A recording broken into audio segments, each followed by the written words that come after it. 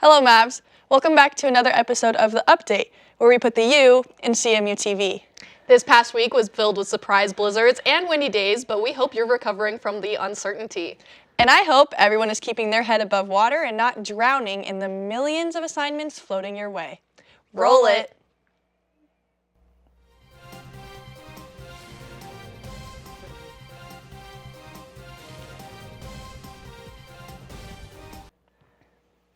Welcome back, everyone. I'm your host, Kylie Hoffman. And I'm Jordan Browning. Without further ado, let's get into everything that's happening this week here at CMU. On Monday, Ladies in Leadership is hosting one of their bi-weekly meetings. This club is a student-led organization. It is dedicated to empowering women with the goal to create confidence in future leaders as well as improve personal lives. This club allows you the opportunity to build meaningful connections with other women pursuing leadership positions. If you're interested in being a member or just attending this club meeting, you can join Ladies in Leadership from 5 to 6 p.m. in Escalante Room 301. Later in the night, the Aerial Arts Club is hosting a lesson night from 7 to 8:30 p.m. in the Foster Fieldhouse at the Rockwall. In your participation with this club, you will be introduced to different aerial art disciplines through aerial skills and lyra. With the mission to bring fitness and artistic creation, the Aerial Art Club accepts everyone of every skill level. Stop by the Rockwall for a new and fun way to work out. On Tuesday, the Asian Student Association is hosting a club meeting where they will be trying and guessing a variety of different Asian snacks. The Asian Student Association is a club with a mission to promote unity, culture, and heritage of Asian students across campus. This club has many different events happening throughout the semester to spread multicultural awareness and celebrate students with diverse backgrounds. Stop by room 105 in Houston Hall from 6 to 7 p.m. to get a free snack. Looking for a group of women who are also studying science and engineering? WISE is the place for you. The Women in Science and Engineering Club will be hosting a weekly meeting this Tuesday from 7 to 8 p.m. This particular meeting will just provide an opportunity to meet new people, hang out, and chat. However, this club is very active within the campus community, hosting different social events and offering workshops throughout the year. Check out their Instagram for more details. On Wednesday, the Graduate Education and Medical Science Club is hosting a University of Colorado dental information session. Different students from the CU dental program will be talking about their experiences while studying at the University of Colorado. This event will take place from 6 to 7 p.m. in Woodman Room 160. Although this is an in-person session for CMU students, the dental students will be talking via a virtual meeting. If you're interested in learning how to rock climb, the Climbing Club is hosting a hangout and climb this Wednesday at 7 p.m. at the Rockwall in Foster Fieldhouse. Rock climbing has been known to improve overall health through enhancing flexibility and balance as well as building strength and endurance. Bring this fun full body workout to your workout routine and switch things up with the Climbing Club. On Thursday, the Anthropology Club will be mummifying apples. The club will be discussing the ins and outs of all the different cultures who practice mummification. After the discussion, put your new knowledge to the test and practice mummification on an apple. Mummification is the process of preserving a human or animal body after death through the removal of moisture. Join the Anthropology Club from 5 to 6:15 in Houston Hall, room 105. If you're someone involved in the local news and overall cheerful events happening around our community of Grand Junction, join the allies representing progressive policies for their weekly meeting. This club is designed for students to meet and talk about local news and current events and see how, as students, they can help the culture of today's political environment. Stop by room 213 in Houston Hall at 5:30 to participate in active conversation. Not afraid of the spotlight? Got some written work you want to share with your peers? The Writers Guild is hosting an open mic night Thursday night from 6 p.m. to 8 p.m. on Escalante's 3rd floor. If you're looking to share some of your own work, you can bring a piece of poetry, fiction, or even nonfiction. If you just want to share a piece of writing that you resonate with written by your favorite author, you can also present a piece of their work. There are limited spots available for musical performances, so if you are interested, please reach out to the Writers Guild via email. Not sure if you've noticed or not, but you better believe it, there is construction happening between Dominguez Hall and Escalante on the old rugby pitch and lawn. Here at Colorado Mesa University, we house one of the largest geosystems in North America, providing heating and cooling for 1.2 million square feet of buildings across campus. According to CMU, our geothermal heating and cooling system efforts have reduced carbon footprint by 17,742 metric tons of carbon dioxide per year, which actually lessens tuition rates. This has saved the university $1.5 million in energy costs each year. So what's with all the loud banging behind Escalante going on each day? Well, according to CMU Now, that would be the installation of hundreds of underground wells and miles of piping that will circulate heating through nearby residence halls and academic buildings. This new phase of the thermal energy network is set to be completed before commencement in this coming May. Last week's freak wind and snowstorm still has some lingering effects on campus. With wind gusts hitting up to 54 miles per hour, our beloved Asteria Theater suffered the consequences. The Daily Sentinel also reports that a Mesa County Sheriff's Patrol car was totaled. The siding was striped from the top structure of the theater, but this piece of material was purely for look and not structural to the overall infrastructure of the building. David Ludlam was interviewed regarding this event, and he said that 10% of the overall building was affected. The wind also caused a tree to crush an active patrol car while it was moving. We hope to see many sunny, windless days ahead here in Grand Junction. To continue our weekly updates on the Olympics, this past week, Team USA added 8 gold medals to their medal count on day 13 of the Games. According to the Times, Alyssa Liu has clinched the gold medal after delivering a superb routine in solo figure skating. This is the first gold medal since 2002, as well as any kind since 2006 for an American woman competing in figure skating. Congrats, Alyssa. The ultimate celebration continues for women's sports as Team USA women's hockey won gold in an epic overtime thriller against Team Canada. Hillary Knight tied the game with 2 minutes and 4 seconds remaining in the third period to push the game into overtime. Knight then went on to become the all-time leader in Olympic points and goals in the U.S. women's hockey history in regulation. Keeping up the good work, Team USA. In other news, CBS released an article last week about the arresting of former Prince Andrew and his close friendship with Jeffrey Epstein.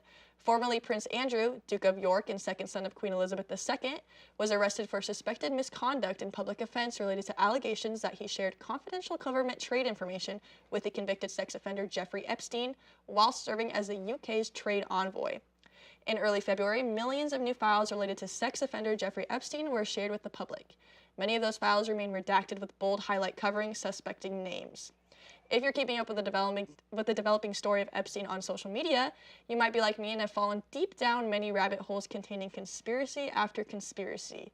Many individuals have taken to social media to express their overall discontentment concerning the files and the lack of governmental repercussions taking place. In this day and age, it is extremely important to stay updated on everything happening within the world. Please make sure you are doing so responsibly and accurately. IMG Academy is a world-renowned sports-oriented boarding school located in Bradenton, Florida. It accepts students 6th through 12th grade to prepare them for collegiate sports. This past week, however, the institute was hit with a fine of nearly $2 million after it was found that 2 athletes' parents had ties to the Mexican cartel. The underlying issue is that the parents associated with the cartel were able to have access to the U.S. financial system whilst paying for their students' tuition. The school has been fully cooperative with the U.S. Department of the Treasury Office of Foreign Assets Control after becoming aware of the involvement. This story is still developing. For all of you Hannah Montana lovers out there, the show is getting a 20th anniversary special set to begin streaming on March 24th on Disney+. It is set to be hosted by YouTube influencer and personality Alex Cooper. This special will celebrate the iconic series that stole the hearts of millions of girls across the world. Throughout the event, audiences will get an in-depth view of what it took to create the iconic pop star Hannah Montana, as well as revisit the heart and felt nostalgia of the show. The time is almost here, Mavs. Daylight saving is just around the corner. On Sunday, March 8th, clocks will be turned forward 1 hour at 2 a.m. to become 3 a.m. This will allow for there to be more light in the evening and less light in the morning. So unless you're waking up at the crack of dawn every day, this is good news for you. With more light in the afternoons, you can get outside and get your body moving before the moon is out. Unfortunately, earlier this year, Puxatawny Phil did see his shadow, so spring is rumored to come mid-March. Hopefully this spring forward can get you out of the gloom created by Groundhog Day and into a much more happy mood with the extra daylight coming your way. I would now like to introduce a new segment for the update created by content producer here at CMU-TV, Branson Kaiser. Curb's Corner will be a weekly installment where Branson interviews individuals from CMU to gain a little insight into events taking place on campus. Recently, CMU men's hockey had their annual Pink the Rink fundraiser to raise money and spread awareness for cancer. 100% of the proceeds collected were donated to Community Hospital to assist in their fight against cancer. Let's see what assistant captain Braden Ware had to say about Pink the Rink. Hi everybody, and welcome to the first ever edition of Curbs Corner, where we'll be working with the update to provide real insight interviews onto what goes on behind the scenes. Today, we are joined by team assistant captain of the men's hockey team, Braden Ware. Braden, thank you for coming on, man. I guess a few first questions I wanna ask you about is, I know you guys just had the Pink the Rink game this last Saturday, and I want you to tell us how you felt going into that game and all the theatrics. Yeah, I mean, the theatrics is a big part of the game. It's a long setup for the captains and for Coach and Reese and everyone, but as soon as it was really just about hockey as soon as we got on the ice. GCU beat us earlier in the year, so we really wanted to get back at them. I saw that. They had, what, a 3-2 lead over you guys? Yeah, it was a really tough game. It was the start of our road trip. They're a tough team. They're really physical. We got into a little bit of their antics, fell into their game, and we ended up biting it on it. That's hockey, man. Yeah. Now I noticed you wear the A on your jersey. Can you kind of explain to us what that means for you and the rest of the team? It's about being a leader both on and off the ice. I put a lot of time into the Pink the Rink events. We do a prospect camp in April.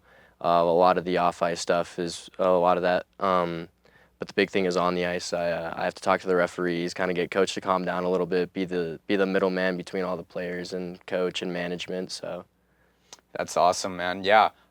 Being a captain on that team, how do you feel like your leadership transpires with the rest of your teammates? It's about taking accountability. When I'm not having a good game, I make it clear to myself, and I have to change that. And I hope that the guys that are following me are hoping to do the same thing and change their way in order to get the best out of them for the team. Yeah. So obviously that Pink the Rink on last Saturday was a sold-out crowd.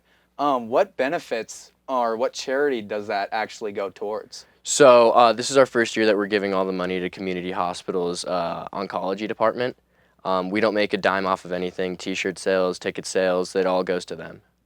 Okay, yeah, that's great, man. Can you tell us a little bit about your upcoming game against, I believe, who was it for? Colorado College. Colorado College. Yeah, so Saturday night is alumni night. It'll be a packed barn, as always. We're hoping to get a really big win out of it, and then Sunday we're celebrating our 4 seniors on our team: Levi Krantz, Evan Wagner, Larry Simmons, and our captain Ethan Gacci. Nice, man. That's always what you like to hear. Now these seniors leaving, how does that feel about them? How do you feel about your seniors leaving and some of that leadership going as well? All 4 of them have been there since I got there, and they were big parts of when I got there. They made sure that I felt welcome on the team. They make sure that every rookie feels welcome on the team, and they're a big part. Awesome. That's all the time we have for today on Curbs Corner. Thank you for joining us, and we'll be with you next week. Thank you, Branson, and thank you to CMU's hockey team for allowing us to sit down and talk to one of their players. To watch one of their games, you can tune in right here at Colorado Mesa TV on YouTube as we broadcast their home games. Here at CMU-TV, we got the extra mile to keep you informed on what is happening around campus and the local community. Thank you for watching this week's episode of The Update. I've been Jordan Browning. And I've been your host, Kylie Hoffman. Keep it classy, Grand Junction, and remember to stay updated.